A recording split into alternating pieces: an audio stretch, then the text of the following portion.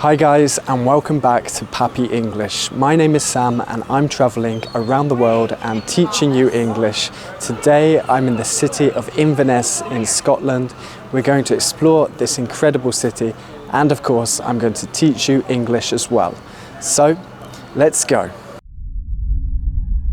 Let's start learning English in one of Great Britain's most fascinating places.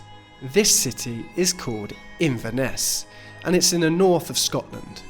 Inverness is the capital city of the Highlands, which is a place of outstanding natural beauty and amazing nature. First of all, we'll explore by following the River Ness. This river will help us understand the heart of this city's history. As we pass along the riverbanks, you'll come across lovely Victorian houses, all in a row. These houses are connected and share walls with each other. They're called terraced housing, and they are characteristic of this city.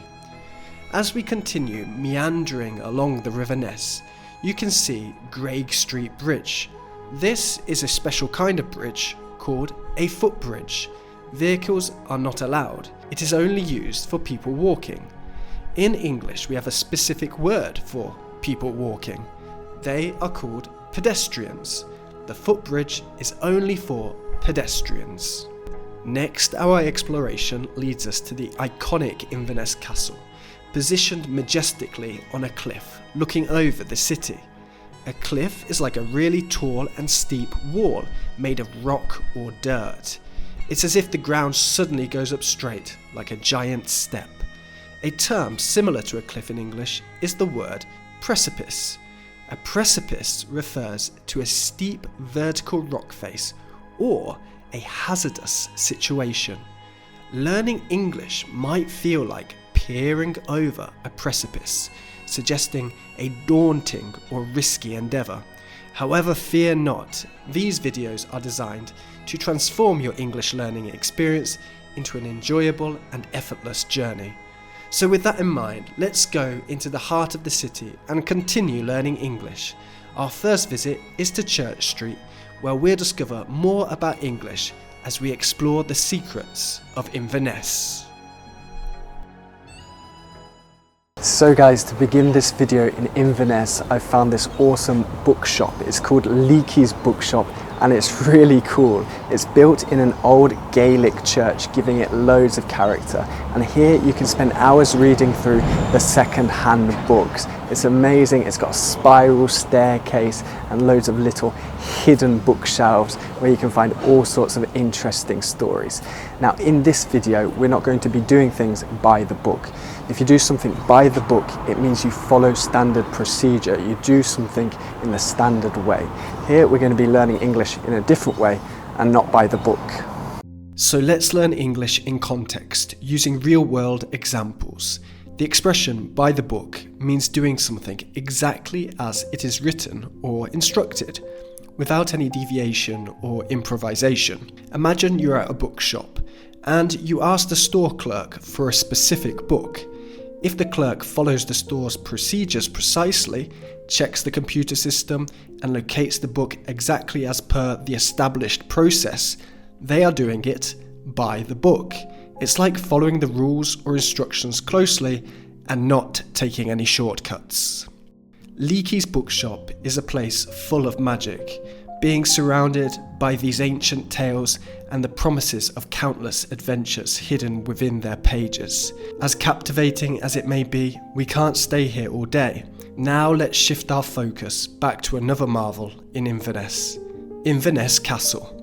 With its sturdy stone walls and towering presence, the castle holds stories of centuries gone by. From battles to royal intrigues, this fortress has witnessed it all.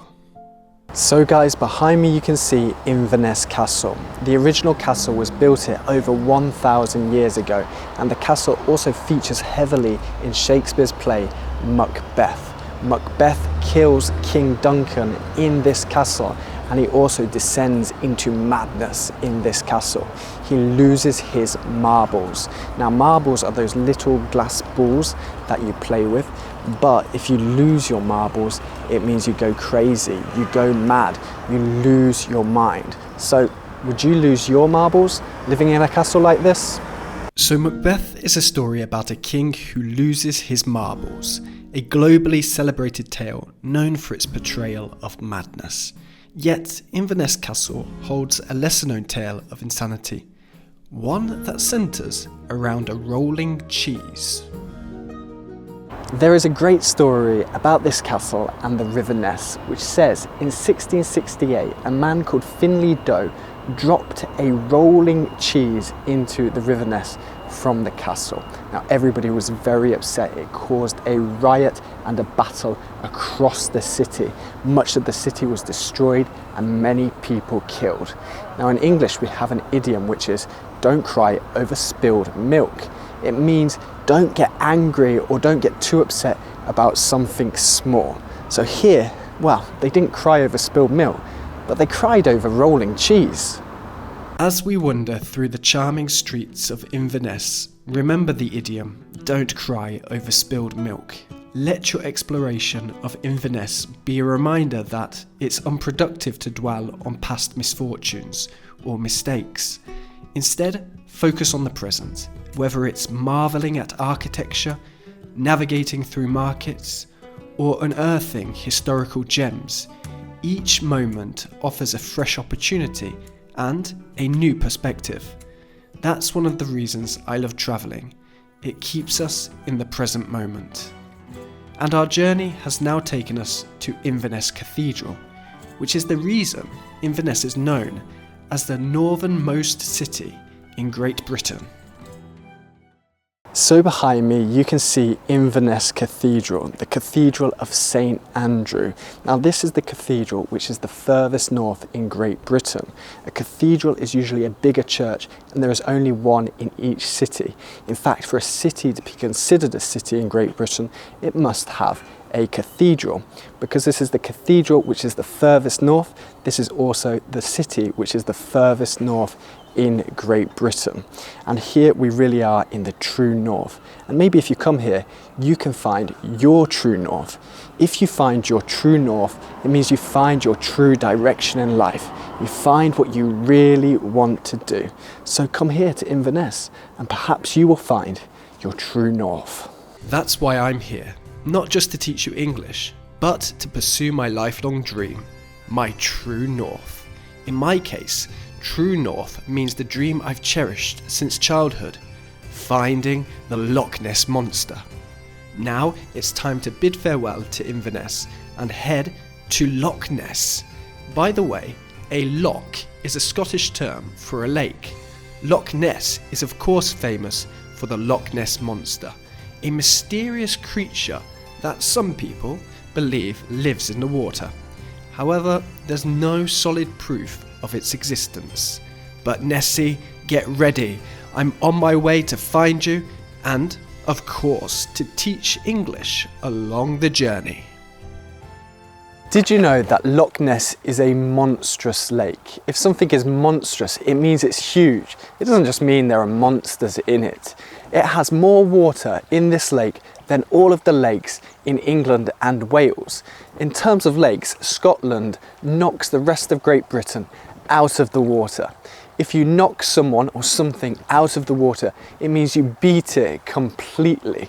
This lake is absolutely huge, and I saw Nessie earlier and we had a little race across the lake and she knocked me out of the water. I must say, she's very fast. Okay, so I'm not the first person to claim that they have seen the Loch Ness monster. Many people believe in its existence, but others take the sightings with a grain of salt, considering the lack of concrete evidence. To take with a grain of salt means to accept information with a degree of skepticism or doubt, not to believe something completely. This expression is often used when discussing rumours, legends, or unverified information, just like the mysterious stories surrounding the Loch Ness monster. From monsters to mountains, let's discover the final destination of our journey. So you should also know that Inverness is the gateway of the Scottish Highlands. If something is the gateway to something, it means it's a great starting point to see something or do something. The Scottish Highlands are mountains and lochs, and it's incredibly beautiful. And for sure, there is a mountain or two to climb here. The Scottish Highlands are like a wild, beautiful painting with hills, deep valleys, and big mountains. It's a mix of nature and history. When people say a mountain to climb, they mean a tough challenge. Imagine climbing a big highland mountain. It's hard. So when life gives you a tough challenge, people say it's a mountain to climb. Just like facing the challenges in the Scottish Highlands. I believe the most rewarding things in life are the hardest to reach, and this is definitely the case in the Scottish Highlands.